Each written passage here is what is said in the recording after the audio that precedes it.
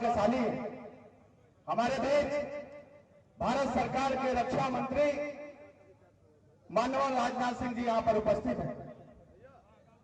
आपके क्षेत्र के विधायक जिन्होंने शोषित, पीड़ित, गरीब और सभी वर्गों के संघर्ष के लिए जिन्होंने अपना काम की शुरुआत की है, ऐसे क्षेत्र के लोकप्रिय विधायक मध्य प्रदेश विधानसभा के पूर्व सम्माननीय अध्यक्ष आदरणीय गिरीश जी गौतम से अनुरोध करता हूं, आए हम सबके मध्य आदरणीय मुख्य अतिथि का स्वागत वंदन अभिनंदन करें। सम्माननीय गिरीश जी गौतम। बोलो अष्टभुजी मैया की, जरा जोर से अष्टभुजी मैया की।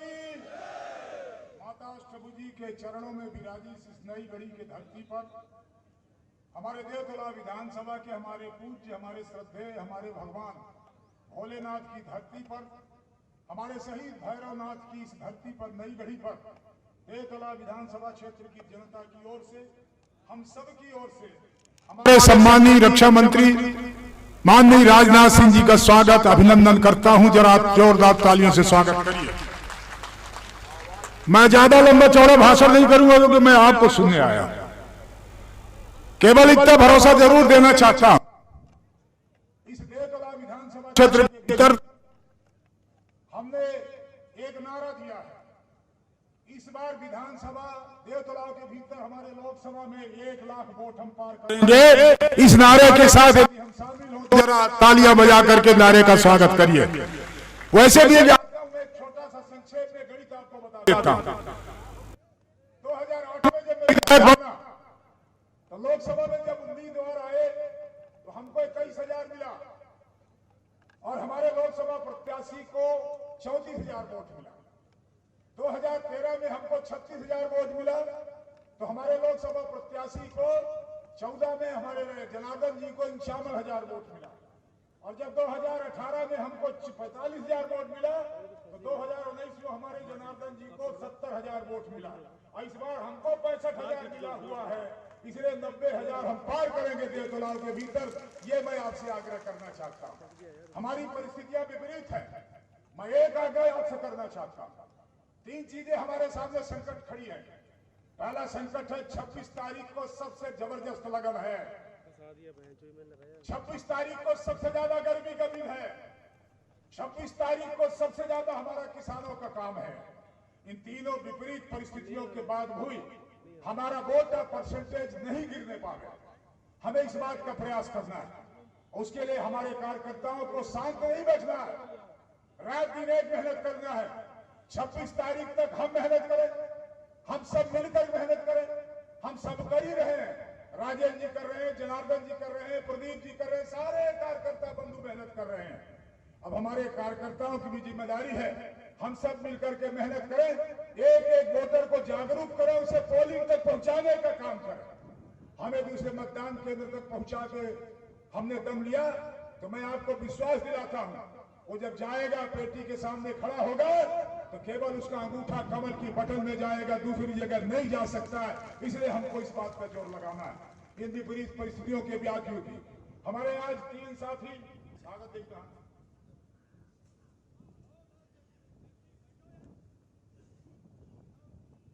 ये 3 साथी हमारे कांग्रेस को छोड़ करके भाजपा में आ रहे। पहले से सूचना होती तो मैं व्यवस्था करता, फिर भी उनका नाम अनाउंस कर देता। हमारे केपी शर्मा जी हैं, जिला उपाध्यक्ष कांग्रेस रीवा। ब्रिजेंद्र प्रसाद पांडे हैं कांग्रेस पार्टी से। मंगलदीन सोनी जो हमारे नई गढ़ी के हैं, महामंत्री है कांग्रेस के। और हरिप्रसाद मिश्रा जी स्वतंत्रता संग्राम सेनानी, ये कांग्रेस पार्टी छोड़ करके भारतीय जनता पार्टी में शामिल हो रहे हैं। एक बार इनका भी तालियां बजा करके स्वागत करें। बहुत बहुत धन्यवाद। एक बार फिर से सम्माननीय हमारे रक्षा मंत्री जी को प्रणाम करते हुए अपनी बात को समाप्त करता हूं। बहुत बहुत धन्यवाद। जय हिंद, जय भारत। बहुत बहुत धन्यवाद सम्माननीय विधायक जी। अब आपके मध्य विनम्रता के प्रतिमूर्ति आपके क्षेत्र के लोकप्रिय सांसद सम्मानित श्री जनार्दन जी मिश्र से अनुरोध करूंगा कि मंच पे आए, हम सब कार्यकर्ता को संबोधित करने का कष्ट करें। सम्मानित जनार्दन जी मिश्र।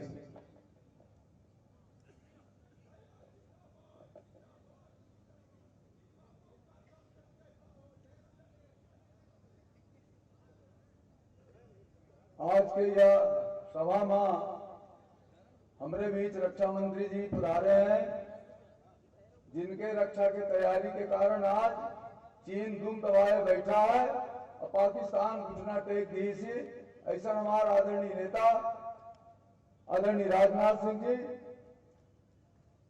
मध्य प्रदेश शासन के उप मुख्यमंत्री और रीवा के शिल्पकार आदरणीय राजेंद्र शुक्ला जी, गरीब मजदूर मजलूम किसानों की लड़ाई लड़ने वाले संघर्ष के प्रतीक हमारे बड़े भाई आदरणीय गिरीश गौतम जी, मऊगंज के विधायक आदरणीय प्रदीप पटेल जी, रीवा के और मऊगंज के दोनों जगह के जिलाध्यक्ष हमारे रामलाल रोतेल जी, प्रभारी आदरणीय रणवीर सिंह जी, आदरणीय प्रमोद व्यास जी, मंच में जितने जने नेता बैठे सबका प्रणाम। अपना पंचायत का हाथ जोड़ के शीश नवा के सबके दंडवत प्रणाम। रीवा में 2014 में यह हनुमना से जाए में 6 घंटा लागत रहा रीवा पहुंचे में, आज 1 घंटा 15 मिनट में पहुंच जाई थे। रीवा के चारों गति नेशनल हाईवे बने हैं।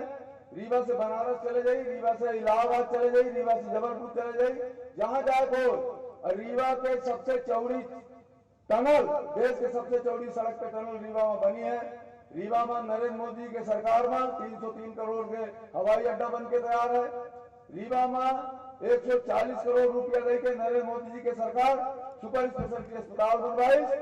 3200 करोड़ रुपया देके नरेंद्र मोदी जी 7 महीना पहले आए रहे हैं और हर घर का नल से जल दे के काम किया है। और नीचे तक जो काम है वो अपना पंचे जानी थे, गाँव में से हितग्राही योजना आई, ये सब जानी थे। 10 साल अपना पंचे हमका सांसद बनाए रखे। 10 साल में यह सांसदी का हम तो मूड़े में नहीं दहन, अपना के गोड़े में धर के अपना के सेवा करे के काम किया है।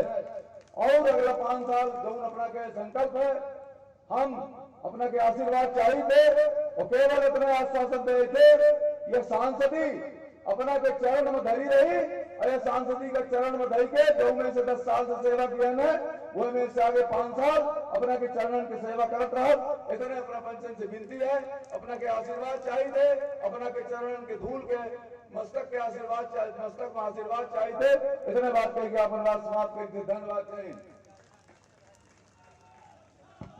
बहुत बहुत धन्यवाद सम्माननीय सांसद जी।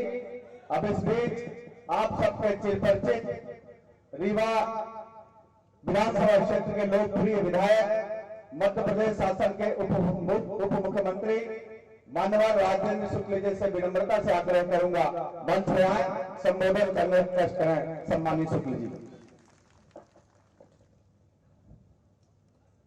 मोदी जी के मंत्रिमंडल के सबसे वरिष्ठ मंत्री और भारतीय राजनीति में जिन्हें शुचिता के प्रतीक के रूप में हम लोग एक आदर्श नेता के रूप में देखते हैं, ऐसे आज आदरणीय राजनाथ सिंह जी हमारे बीच में उपस्थित हैं। आप सबसे निवेदन है जोरदार ताली बजाकर उनका अभिनंदन करें, स्वागत करें। लोकसभा के हमारे प्रत्याशी सांसद और वर्तमान सांसद भी हैं और यदि आप कहें तो इन्हें भावी सांसद भी कहा जा सकता है कि नहीं कहा जा सकता। ऐसे आदरणीय जनार्दन मिश्रा जी जमीन से जुड़े हुए जुझारू नेता, विधानसभा के पूर्व अध्यक्ष और इस क्षेत्र के लोकप्रिय विधायक जो इस बार बहुत भारी बहुमत से चुनाव जीते हैं, आदरणीय गिरीश गौतम जी, आदरणीय रणवीर सिंह रावत जी प्रदेश के हमारे महामंत्री हैं भारतीय जनता पार्टी के, प्रदीप पटेल जी मऊगंज क्षेत्र के हमारे लोकप्रिय विधायक, मऊगंज जिले के भारतीय जनता पार्टी के जिलाध्यक्ष राजेंद्र मिश्रा जी, रीवा के जिलाध्यक्ष आदरणीय डॉक्टर अजय सिंह जी, चुनाव के हमारे प्रभारी आदरणीय रामलाल रोतेल जी पूर्व विधायक, प्रमोद व्यास जी जो हमारे इस लोकसभा चुनाव के संयोजक हैं, सभी वरिष्ठ नेतागण, नीलम सिंह जी और नमिता गुप्ता जी और यहाँ पर उपस्थित सभी बंधुओं, आदरणीय राजनाथ सिंह जी आज हमारे बीच में उपस्थित हैं, देश के रक्षा मंत्री हैं और हम सबको बड़ा गर्व होता है जब वो सारे देश जो हमारे देश को गीदड़ भपकी दिया करते थे, आदरणीय राजनाथ सिंह जी ने साफ संदेश दिया है उन देशों को कि हम तुम्हें छेड़ेंगे नहीं, लेकिन यदि तुम हमें छेड़ोगे तो हम तुम्हें छोड़ेंगे भी नहीं। ऐसे रक्षा मंत्री जी आज हमारे बीच में हैं। अभी जनार्दन जी कह रहे थे रीवा से हनुमाना से बनारस शानदार 4 लेन की सड़कें बनके तैयार हो गई है। रीवा से मनगवा होते हुए चाक घाट और प्रयागराज तक शानदार 4 लेन की सड़कें बनके तैयार हो गई है। मैं आपको धन्यवाद देना चाहता हूं, क्योंकि जब भूतल परिवहन मंत्री आप थे और हम लोग आपसे मिला करते थे तो कहते थे रीवा बहुत पिछड़ा है, तो आदरणीय राजनाथ सिंह जी कहते थे कि रीवा की तरक्की कैसे हो सकती है। तो हमने कहा सबसे पहले तो जरूरी है, जब हम लोग दिल्ली से हरिद्वार जाते हैं, दिल्ली से चंडीगढ़ जाते हैं, शानदार विश्व स्तरीय 4 लेन की सड़कें बाहें फैलाई हुई हम लोग देखते हैं, तो हमारे क्षेत्र में भी यदि इस प्रकार से विकास होगा, यदि सिंचाई की नहरों का जाल बिछेगा, रेलवे लाइनें बिछेंगी, रीवा से सिंगरौली रेलवे लाइन, हमारे यहाँ भी रीवा में हवाई अड्डा होना चाहिए। ये सारी बातें जब आदरणीय राजनाथ सिंह जी से उस समय कहते थे, जब भूतल परिवहन मंत्री थे, तो मुझे अच्छी तरह याद है कि सबसे पहले स्वीकृति रीवा से हनुमाना, रीवा से चाक घाट होते हुए बनारस और प्रयागराज की देने का काम किया था, तो आदरणीय राजनाथ सिंह जी ने किया था। वो सारी सड़कें बनकर अब तैयार हो गई है। यहाँ पर गिरीश गौतम जी उपस्थित है। अभी तक रीवा जिले में 3 लाख एकड़ में सिंचाई का पानी पहुंचा है, और रीवा जिले में आदरणीय रक्षा मंत्री जी खेती होती है 10 लाख एकड़ में, 3 लाख एकड़ में पानी पहुंचा, तो लोग कहते हैं कि रीवा बिल्कुल बदल गया है, रीवा तो महानगर बन रहा है। अब इस 3 लाख एकड़ से 2 साल में विधानसभा चुनाव के पहले हम लोगों ने कहा था कि यदि फिर से हमारी सरकार बनाएंगे प्रदेश में, तो 3 लाख एकड़ के सिंचाई के पानी को बढ़ा के हम 2 साल में कर देंगे 6 लाख एकड़, और 5 साल पूरा होते होते इसको पहुंचा देंगे 10 लाख एकड़, 9 लाख एकड़, और 1-1 इंच जमीन जहां पर सिंचाई खेती होती है वहां पर सिंचाई का पानी, सोन नदी का पानी पहुंचाएंगे। मुझे आज आपको बताते हुए प्रसन्नता है। मैं आदरणीय गिरीश गौतम जी को बधाई देता हूं, आदरणीय प्रदीप पटेल जी को बधाई देता हूं कि सीतापुर माइक्रो और हनुमाना माइक्रो के लिए आचार संहिता के बनने लगने के पहले ही मध्य प्रदेश की सरकार ने 4,200 करोड़ रुपए मंजूर करके सिंचाई का पानी इस पूरे इलाके में पहुंचाने का मार्ग प्रशस्त किया है। हमारा प्रदेश, हमारा जिला पंजाब की तरह समृद्धशाली होगा, आने वाला भविष्य हमारा बेहतर होगा। लेकिन ये सारा काम इसलिए हुआ है कि मोदी जी केंद्र में प्रधानमंत्री है, मध्य प्रदेश में हमारी सरकार है। धारा 370, 35 से और अयोध्या में भगवान राम के मंदिर जैसे उलझे हुए मामले को तो सुलझाए है आदरणीय मोदी जी ने, आदरणीय राजनाथ सिंह जी ने, लेकिन विकास के काम भी, गरीबों के कल्याण के काम भी, कोई ऐसा घर नहीं मिलता है। किसी गांव में जाओ, कोई किसान सम्मान निधि प्राप्त कर रहा है, तो कोई लाडली बहना से लाभ प्राप्त कर रहा है, तो कोई प्रधानमंत्री आवास योजना से उनको मदद मिली है, संबल योजना से लेके प्रधानमंत्री अन्न योजना से 5 किलो अनाज आने वाले 5 वर्षों के लिए मुफ्त में गरीबों को मिल जाए, इसकी व्यवस्था मोदी जी ने की है। हर व्यक्ति भारतीय जनता पार्टी को और मोदी जी को वोट देना चाहता है, इसलिए इस चुनाव में अलग तरह का वातावरण है। मैं आदरणीय रक्षा मंत्री जी को धन्यवाद देता हूं। 2003 से शायद ही ऐसा कोई चुनाव हुआ होगा जब लोकसभा के चुनाव में और विधानसभा के चुनावों में आप हमारे विंध्य क्षेत्र में नहीं आए, और आप इतने शुभंकर रहे हैं। मुझे याद है 2003 में मैं चुनाव लड़ा था, रीवा आए थे, गुड़ आए थे, हनुमाना आए थे, सिरमौर आए थे, और आपका आना इधर शुरू हुआ और इधर भारतीय जनता पार्टी का गढ़ बनना हमारा विंध्य क्षेत्र शुरू हो गया। अब मध्य प्रदेश में किसी जमाने में मालवा को कहा जाता था कि भारतीय जनता पार्टी का गढ़ है, किसी जमाने में महाकौशल क्षेत्र को कहा जाता था कि भारतीय जनता पार्टी का गढ़ है, लेकिन 2018 और 2023 के चुनावों के बाद अब लोग ये मानने लगे हैं कि मध्य प्रदेश में भारतीय जनता पार्टी का कोई गढ़ है तो हमारा विंध्य क्षेत्र है। इस प्रकार आप लोगों ने समझदारी का परिचय दिया, कहां पर वोट देना है और कहां पर वोट नहीं देना है, यह समझदारी सबसे ज्यादा आपने साबित किया है पूरे मध्य प्रदेश में कि विंध्य क्षेत्र के लोगों में सबसे ज्यादा है, और इसीलिए विंध्य क्षेत्र के विकास में केंद्र सरकार, राज्य सरकार कोई कसर छोड़ नहीं रही है। आज इस अवसर पर आदरणीय राजनाथ सिंह जी का स्वागत करते हुए हम लोग बहुत प्रसन्न हैं, और आपको हम लोग, यदि आप लोग इजाजत दें तो आदरणीय राजनाथ सिंह जी को ये भरोसा दिला दें कि पिछली बार जनार्दन जी जितने वोटों से जीते थे उससे दोगुने वोटों से जिता के संसद में आप इनको भेजेंगे। भरोसा दिला दें। पिछले बार 3,12,000 से जीते थे, याद रखना। तो इस बार कितने वोटों से जिताने का इरादा है? 5 लाख पार। तो आप सबको बहुत बहुत धन्यवाद। लेकिन जैसा गौतम जी ने कहा है कि 5 लाख पार यदि कराना है तो घर घर जाना पड़ेगा, हाथ जोड़ना पड़ेगा, मोदी जी के संदेश को पहुंचाना पड़ेगा, आदरणीय राजनाथ सिंह जी के संदेश को पहुंचाना पड़ेगा और कमल के बटन दबाने के लिए लोगों से कहने के लिए आप सब 26 तारीख तक घर घर जाने का संकल्प लें। इसके लिए सारे लोग तैयार हैं? तो उठाइए दोनों हाथ, अब बोलिए भारत माता की, भारत माता की। बहुत बहुत धन्यवाद। बहुत बहुत धन्यवाद सम्मानीय शुक्ला जी। अब जिनको हम सब सुनना चाहते हैं,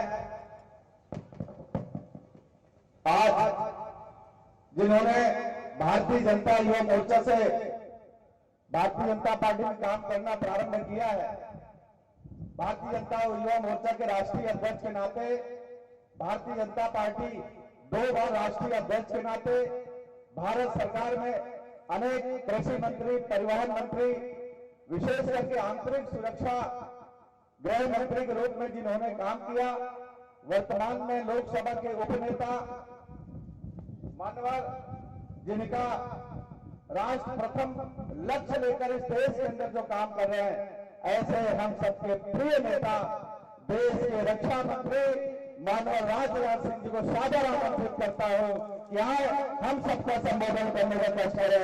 सम्माननीय Rajnath Singh ji.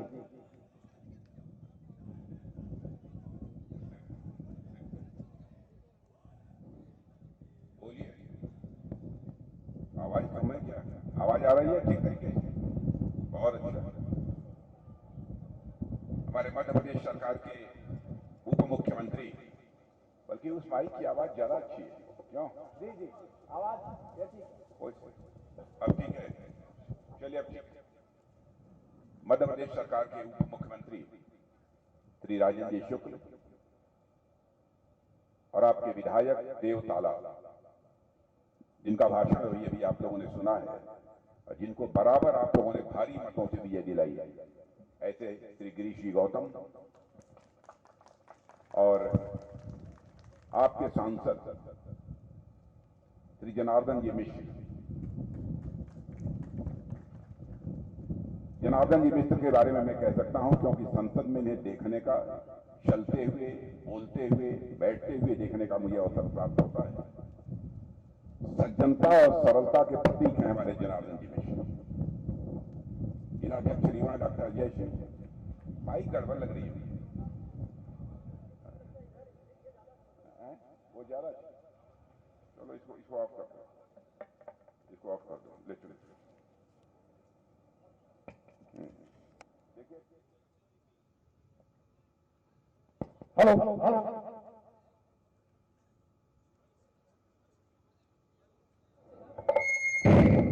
Hello hello hello.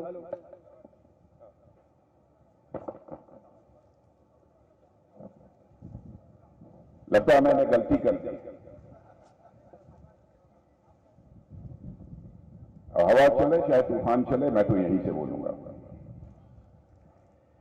हमारे मध्य प्रदेश के उप मुख्यमंत्री राजेंद्र जी शुक्ला, विधायक देव ताला, श्रीमान गिरीश जी गौतम, सांसद और सांसद के प्रत्याशी श्री जनार्दन जी मिश्र, जिलाध्यक्ष मऊगंज डॉक्टर राजेंद्र मिश्रा, जिलाध्यक्ष रीवा डॉक्टर अजय सिंह, विधायक गुड़ श्री नागिन सिंह, श्री रणवीर जी रावत, प्रदेश महामंत्री भाजपा, श्री राजेश पांडे, प्रदेश मंत्री, श्री रामलाल लौतेल, प्रबोध व्यास, लोकसभा संयोजक, श्रीमती नीलम सिंह, जनपद अध्यक्ष, और श्रीमती नगीना गुप्त, और इस सभा में मौजूद मेरे सभी सम्मानित बहनों एवं भाइयों। शायद इस स्थान पर किसी सार्वजनिक सभा को संबोधित करने के लिए पहली बार मैं आया हूं। रीवा की कई सार्वजनिक सभाओं को संबोधित कर चुका हूं, लेकिन शायद इस स्थान पर पहली बार मेरा आना हुआ है। आप लोगों ने स्वागत किया, लेकिन स्वागत और अभिनंदन कभी एक तरफा नहीं होना चाहिए, इसलिए मैं भी अपनी तरफ से आप सभी बहनों भाइयों का हार्दिक अभिनंदन करता हूं, आप सभी का स्वागत करता हूं। आप सभी जानते हैं कि आज के कुछ समय पहले मध्य प्रदेश में विधानसभा का चुनाव हुआ है। मध्य प्रदेश के बारे में देश के किसी भी कोने में मैं जाता था, लोग ये कहते थे लंबे समय से 2003 से मध्य प्रदेश में भारतीय जनता पार्टी की सरकार है, लेकिन इस बार चुनाव में मामला डमाडोल है। भाजपा की सरकार मध्य प्रदेश में नहीं बन पाई और ईमानदारी की बात है, मेरे मन में भी यह शंका पैदा हो गई। लेकिन जब मध्य प्रदेश की सार्वजनिक सभाओं को संबोधित करने के लिए मैं यहां पर आया और यहां से लौटने के बाद हमारी प्रधानमंत्री जी से बात हो रही थी, मैं प्रधानमंत्री जी को कहा कि प्रधानमंत्री जी मैं पूरी तरह से आश्वस्त हूं, भारी भरकम बहुमत से मध्य प्रदेश में भारतीय जनता पार्टी की सरकार बनने जा रही है। और बहनों भाइयों, आप लोगों ने भारतीय जनता पार्टी की झोली भर दी विधानसभा के चुनाव में। पिछली बार मैं सिंगरौली, सीधी यहां की सार्वजनिक सभाओं को संबोधित कर रहा था तो एक चिंता भी मैंने व्यक्त की। मैंने कहा 4 महीने पहले मध्य प्रदेश के लोगों ने वोट डाला है, प्रचार किया है, और 4 महीने के बाद फिर से वोट डालना, प्रचार करना।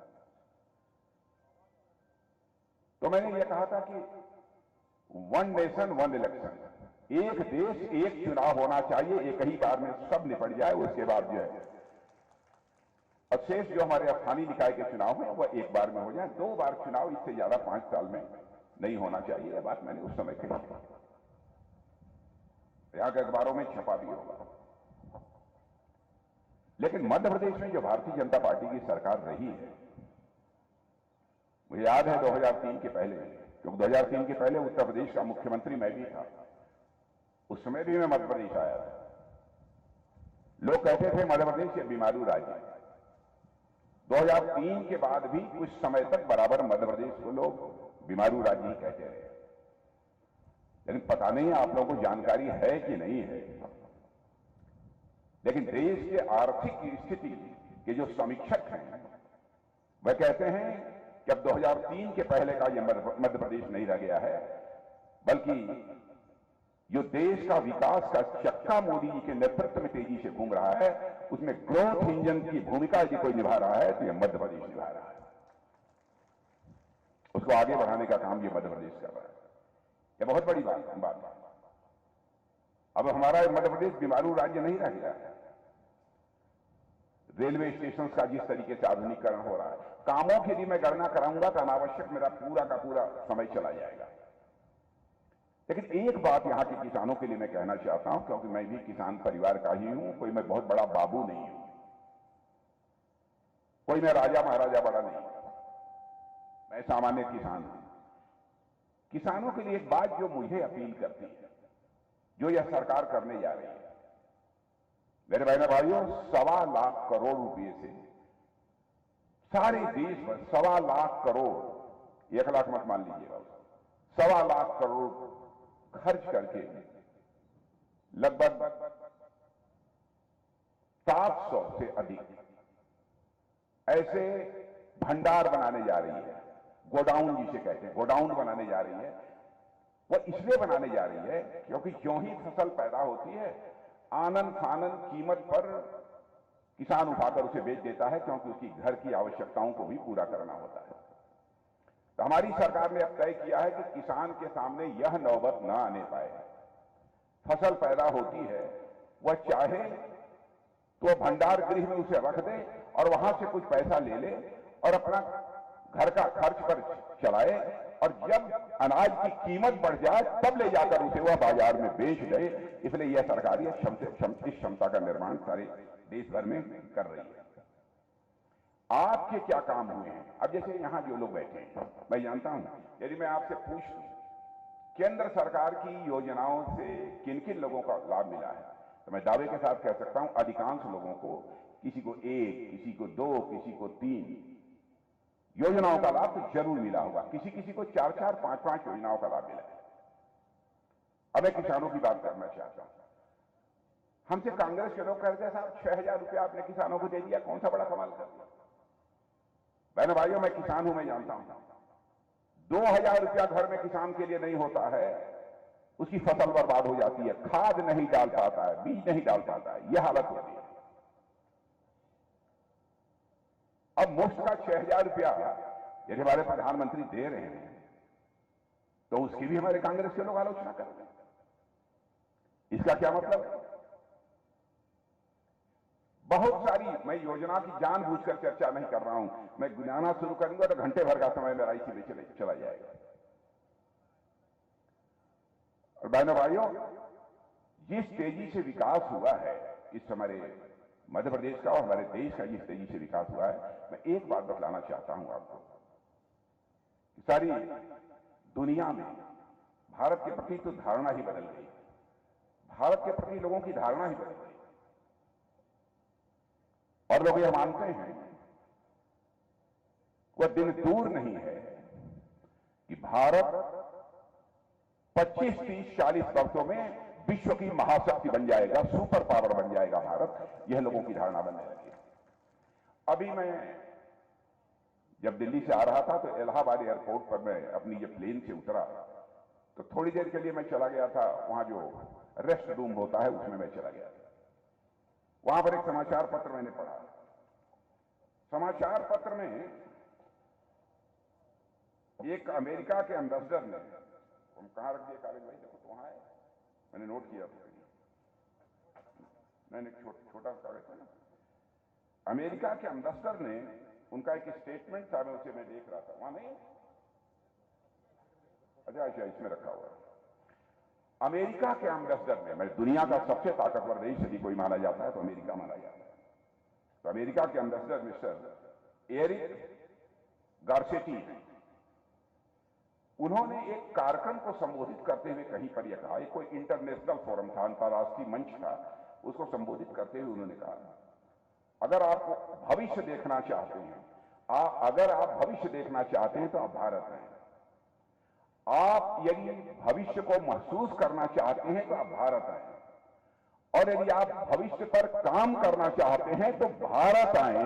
यह दुनिया के सबसे शक्तिशाली देश अमेरिका के राजदूत ने कहा है। ये हम लोगों के लिए कोई छोटी बात नहीं है। और भारतीय जनता पार्टी के बारे में, और मैं तो प्रेस के दोस्तों से भी कहूंगा, हमारी कोई भी बात गलत हो तो आप अखबारों में लिख दीजिएगा, कह दीजिएगा कि राजनाथ सिंह ने झूठ बोला है। शंका हो तो हमसे बात कर लीजिएगा, हम उसका समाधान देंगे। क्योंकि आज तक जो मैंने राजनीति की है, जनता की आंखों में धूल झोंक के बहनों भाइयों कभी राजनीति नहीं की है। जनता की आंखों में आंख डालकर मैंने राजनीति बराबर, यह सावधानी हमने बरता है। हम जो कहते हैं वह करते हैं। मैं यह नहीं कह रहा हूं हमारा नीचे का कार्यकर्ता कुछ बोल दिया था, किसी ने और चलते फिरते कुछ बोल दिया, उसी को भाजपा का स्टेटमेंट मान लिया। चुनाव होता है तो घोषणा पत्र हम तैयार करते हैं, वो सोच समझ नाप तौल कर हम घोषणा पत्र तैयार करते हैं। हमारे मोदी जी ने तो इतनी सावधानी बरतते हैं कि 2014 में जब वो प्रधानमंत्री के उम्मीदवार बने थे तो राष्ट्रीय अध्यक्ष में ही था। उस समय भी उन्होंने कहा कि राजनाथ जी देख लीजिएगा चुनावी घोषणा पत्र, कहीं कुछ ऐसा ना हो जाए हम उसमें कह दें कुछ और कर ही ना पाए। और 2019 में कहा कि घोषणा कमेटी के चेयरमैन कोई बनेगा, राजनाथ सिंह ही बनेगा, हम ही को बना दिया। 2024 में भी हम ही को बना दिया। नाप तौल कर चीजों को चाहते हैं कि घोषणा पत्र में शामिल किया जाए ताकि जो कहा जाए वो हो। अब मैं याद दिलाना चाहता हूं, 1984 में फिर लगातार हम लोग अपने घोषणा पत्र में भाजपा ये कहती चली आ रही है कि हमारी सरकार बनेगी, संसद के दोनों सदनों में बहुमत मिलेगा, तो अयोध्या की धरती पर भव्य राम का मंदिर बनने से दुनिया की हमें कोई ताकत रोक नहीं पाई। बहनों भाइयों, आपने देखा कि आपने संसद के दोनों सदनों में बहुमत दे दिया, हुआ है अदालत के फैसले से, लेकिन अवसर हमको मिला है, अवसर हम लोगों को मिला है कि अयोध्या की धरती पर आज भव्य राम का मंदिर बनकर खड़ा हो गया। मर्यादा पुरुषोत्तम भगवान राम अपनी झोपड़ी से निकलकर अपने महल में स्थापित हो चुके हैं। बहने भाइयों, मुझे तो ऐसा लगता है कि भारत में अब राम राज्य आने का यह शुभ संकेत है। राम राज्य हम कहते किसे, जब लोगों के अंदर अधिकार बोध के बजाय कर्तव्य बोध यह ज्यादा पैदा। और आपने देखा कि सारा संकट रामायण काल में भी खड़ा हुआ था कैकेयी के कारण ही ना, क्योंकि उनके अंदर अधिकार बोध ज्यादा पैदा हो गया था, कर्तव्य बोध नहीं था, शेष लोगों ने अपने कर्तव्य का ही निर्वाह किया था। मुझे ऐसा लगता है हम लोगों ने कहा था धारा 370 समाप्त कर देंगे, चुटकी बजाकर समाप्त कर दिया। अब ट्रिपल तलाक, लोग कहते हैं साहब भाजपा वाले हिंदू मुसलमान की बात करते हैं। बहनों भाइयों, मैं ईमानदारी से कहना चाहता हूं, हिंदू मुसलमान ईसाई यहूदी इस नाम पर हम कोई भेदभाव नहीं करते, कोई भेदभाव नहीं करते। हम सबको साथ लेकर चलना चाहते हैं। जो भी भारत की धरती पर पैदा हुए हैं और सभी भारत माता की संतानें हैं, हम यह मानकर चलते हैं, कोई भेदभाव नहीं करते।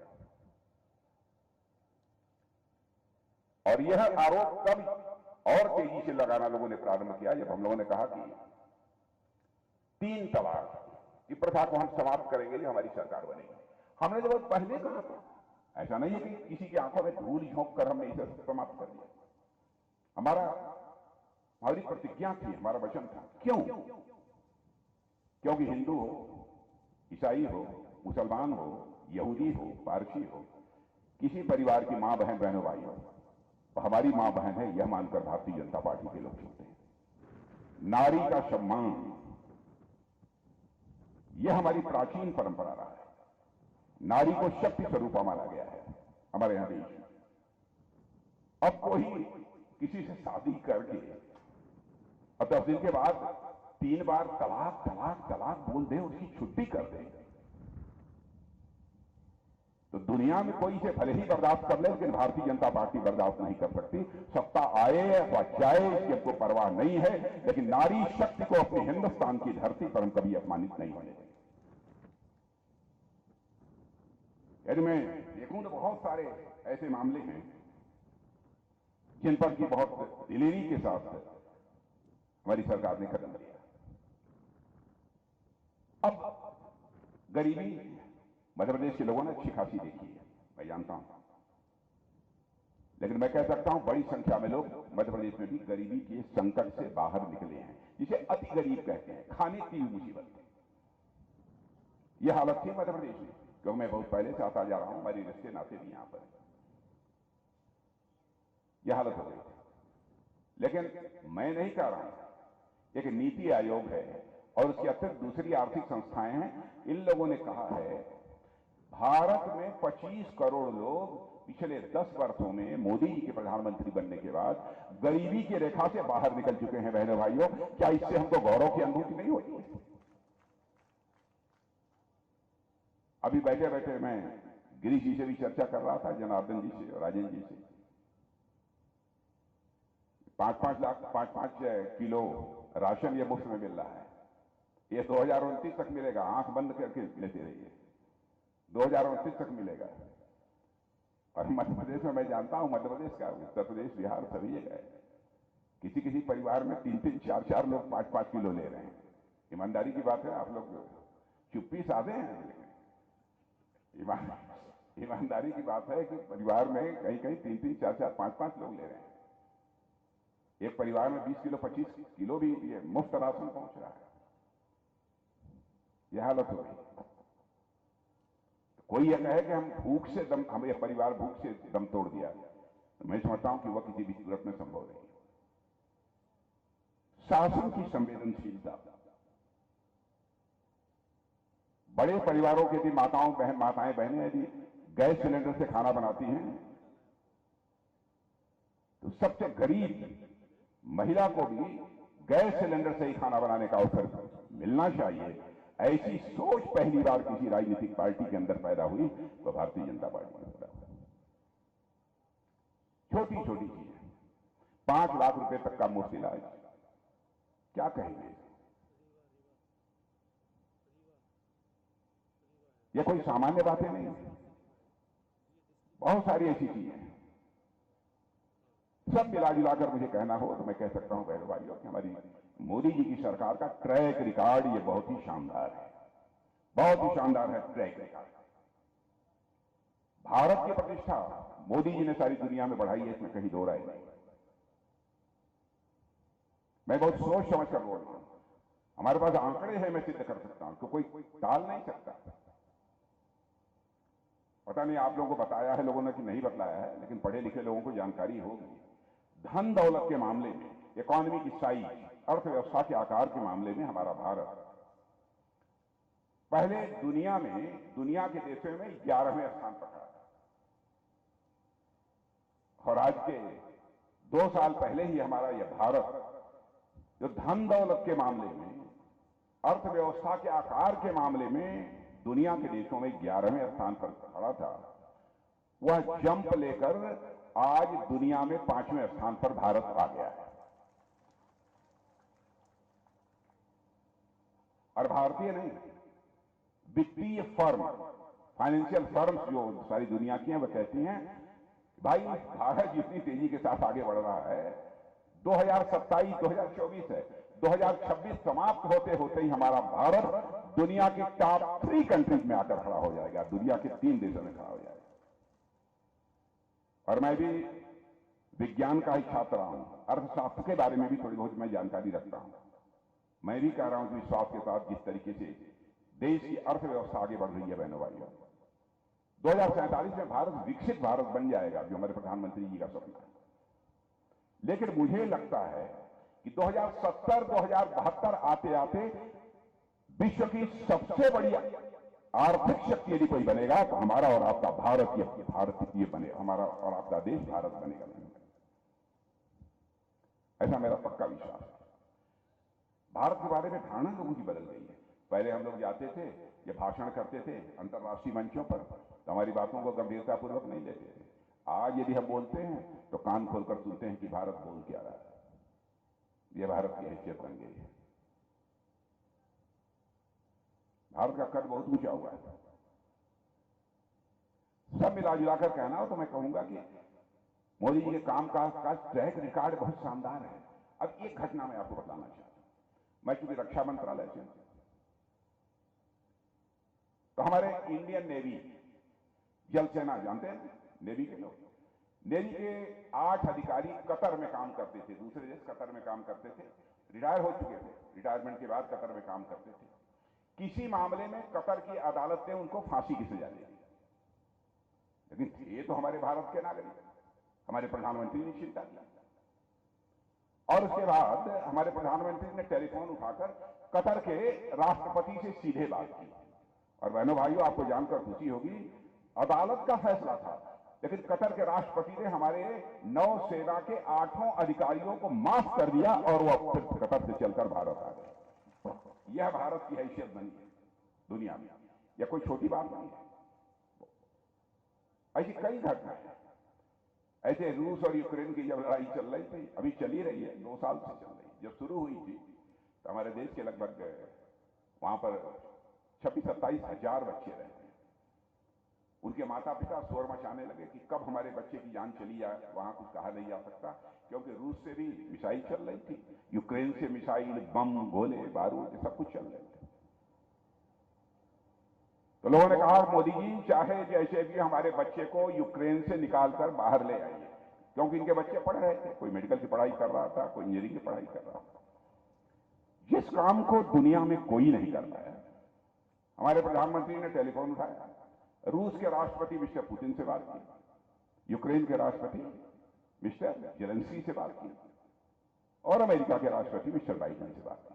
मेरे बहनों भाइयों, 4.5 घंटे के लिए युद्ध रुक गया और हमारे 22,500 भारतीय नौजवान वहां यूक्रेन से चलकर भारत आ गए। यह है भारत। इसलिए मैं कह रहा हूं कि भारत की शक्ति को पहचानिए और इसमें आपका भी योगदान होना चाहिए, यह मेरा पक्का विश्वास है। अब रक्षा का जहां तक सवाल है, रक्षा मंत्रालय की हालत यह थी मेरे बहनों भाइयों, पहले छोटी से छोटी चीज हम लोग दुनिया के दूसरे देशों से मंगाते थे। जानते हैं 10 वर्षों के अंदर क्या करिश्मा हो गया। भारत चाहे तोप हो, गोले हों, मिसाइल हो, फाइटर प्लेन हो, भारत की धरती पर तैयार कर रहा है और भारतवासियों के हाथों से तैयार कर रहा है। यह हैसियत भारत की बन गई। और दुनिया के दूसरे देशों को हम एक्सपोर्ट भी कर रहे हैं, भेज भी रहे हैं। चित्र बदला हुआ है। इसीलिए मैं आप लोगों से कहना चाहता हूं, आप सबके दिल की हसरत होगी कि भारत को आगे जाना चाहिए, भारत को ऊंचाइयों को हासिल करना चाहिए। तो आप सबका समर्थन भारतीय जनता पार्टी को प्राप्त हो। जहां तक आपके प्रत्याशी पंडित जनार्दन जी मिश्र, उनके बारे में मुझे कहने की जरूरत नहीं है। ईमानदारी से कोई भी कलेजे पर हाथ रखकर यदि पूछेगा तो कहेगा भाई चाहे जो कुछ भी हो, जनार्दन जी की सज्जनता, सरलता और ईमानदारी तीनों पर कोई मां का लाल प्रश्न चिन्ह नहीं लगा सकता है। यह बात मैं दावे के साथ कह सकता हूं। हाँ, यह कभी कोई शिकायत कर सकता है, किसी काम के लिए गया, अरे साहब हमारा फलनवा कमुआ तो नहीं है, ई तो हो जाएगी, मान लेते हैं, क्योंकि भगवानों सबका काम नहीं करते। तो लोग समझता हो हम देहाती भाषा बोल ले ही, लेकिन हमारी भाषा तो हमारे बोल कौन का बोल में अंतर है, क्यों? थोड़ा अंतर है, कुछ ज्यादा नहीं कह के है, बस यह कि जनार्दन जी के जिताए दर्जा से बजे में इस बार तभी गर्मी वर्मी है, चिंता कैली है जाएगी ताकि वोट वोट घर का ठीक ठाक पड़ जाए। हाँ, जब घर से चलिया जाए तो घर वाली के पूरे परिवार के साथ लेके वोट डाले जाए, नहीं कि अकेले निकल गए। ठीक है, चलें। बस इतना ही अंत में कहना चाहूंगा, सारी दुनिया इस समय कह रही है, सारी दुनिया के राष्ट्राध्यक्ष कह रहे हैं, दुनिया में 21वीं सदी यदि किसी की होने जा रही है तो हमारे और आपके देश भारत की होने जा रहे हैं मेरे भाइयों। तो इस 21वीं सदी भारत की, भारत का मस्तक सारी दुनिया में ऊंचा करेगी, मुझे पक्का विश्वास है। आप सबको मेरी तरफ से बहुत बहुत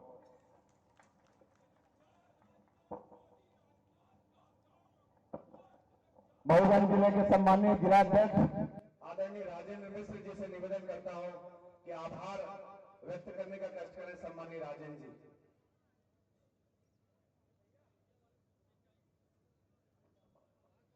भारतीय राजनीति के पुरोधा, भारतीय जनता पार्टी के पूर्व राष्ट्रीय अध्यक्ष, देश के यशस्वी रक्षा मंत्री परम श्रद्धेय राजनाथ सिंह जी, हम मऊगंज के